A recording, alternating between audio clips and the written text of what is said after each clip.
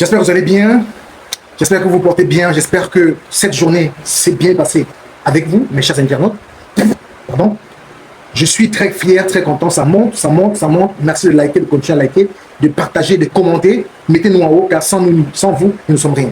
Cela est dit, nous voulons vous annoncer aujourd'hui que le club des BRICS se sont réunis aujourd'hui. Pour quelle raison?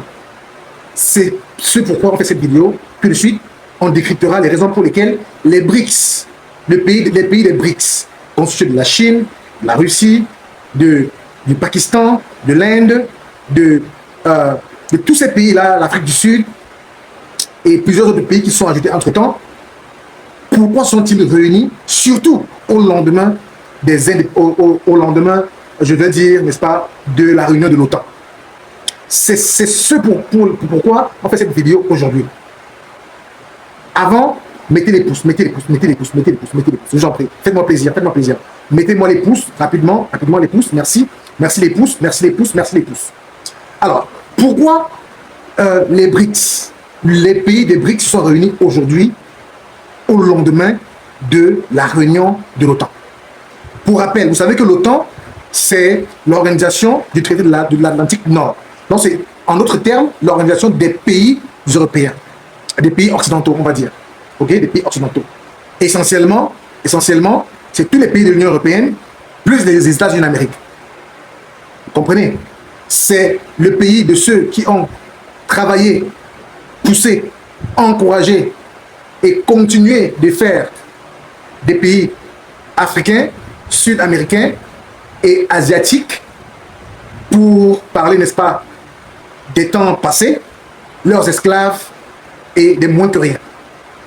Donc, l'OTAN s'est réunie dans sa session habituelle, ok, au travers de ses présidents, pour discuter d'un certain nombre de situations, de problèmes, et surtout pour les questions militaires, géopolitiques et stratégiques.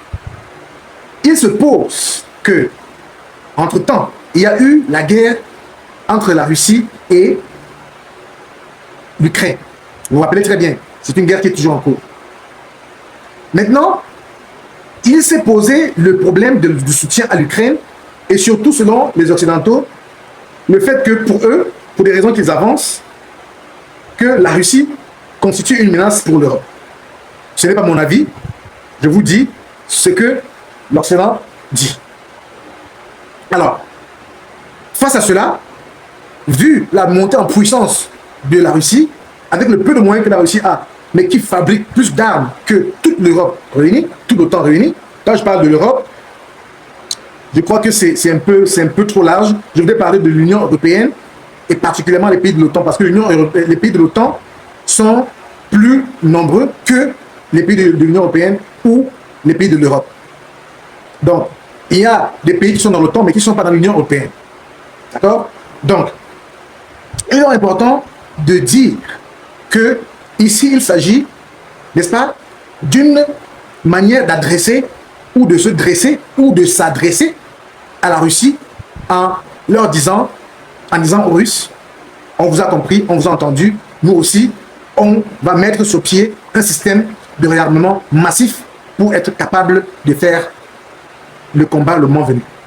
Donc vous avez compris pourquoi l'OTAN a décidé d'augmenter sur l'impulsion et sur la pression de Donald Trump, le président américain, augmenter son budget militaire de chaque pays à 5% de leur PIB. C'est énorme. Il y en a plusieurs qui étaient jusque-là à 2%, 3%, 3,5%, mais aujourd'hui, tout le monde doit être arrimé à 5%. C'est pour dire que l'Europe se prépare à quelque chose. L'OTAN se prépare à quelque chose. Nous qui ne sommes pas idiots, on sait qu'il ne s'agit pas seulement de la Russie. Et quand on sait que la Russie aujourd'hui représente le Sud, disons, représente la défense du Sud global. Quand je parle du Sud global, je parle de toute l'Afrique et une partie de l'Asie. Et peut-être même aussi de l'Amérique du Sud. Vous comprenez que c'est des enjeux très grands. L'Europe, voyant sa puissance, son hégémonie et surtout son influence diminuer au plan géopolitique et au plan international, il se rend compte qu'il faut faire quelque chose. Donc ne soyez pas surpris que nous sommes en train d'évoluer, de faire un pas de plus vers la Troisième Guerre mondiale.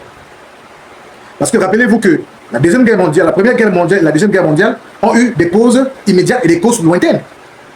Ceci pourrait être les causes lointaines de la Troisième Guerre mondiale.